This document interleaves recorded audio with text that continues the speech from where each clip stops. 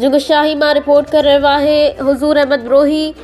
कोहिस्तान 7/4 में वॾी आबादी रखंदड़ ॻोठ हाजी खियरो जोखियो जो गवर्नमेंट बॉइज़ प्राइमरी स्कूल हाजी खियरो जोखियो केतिरनि ई सालनि खां बंदि ॻोठाणनि अली नवाज़ जोखियो, आलम जोखियो, गुलाम नबी जोखियो, परवेज़ जोखियो, बदू जोखियो, सादी जोखियो, शबीर जोखियो, राशिद जोखियो समेत ॿारनि जो एहतजाज। स्कूल खोलियो, ॿार पढ़ायो जा ज़ोरदार नारा।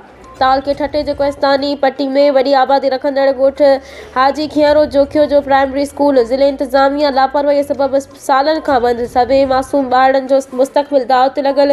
ॻोठणनि मीडिया सां ॻाल्हाईंदे चयो त 250 खां मथे मासूम ॿार तालीम जे ज़ेवर खां वांझियल आहिनि। संदनि ज़िंदगी जहालत में धिकजी रही आहे। हिननि चयो त ज़िले इंतिज़ामिया खे केतिरा ई भेरा दरख़्वास्तूं ॾेई चुका आहियूं पर तालीम खाते जे आला अमलदारनि जे कन ते जूं बि नथी चुरे।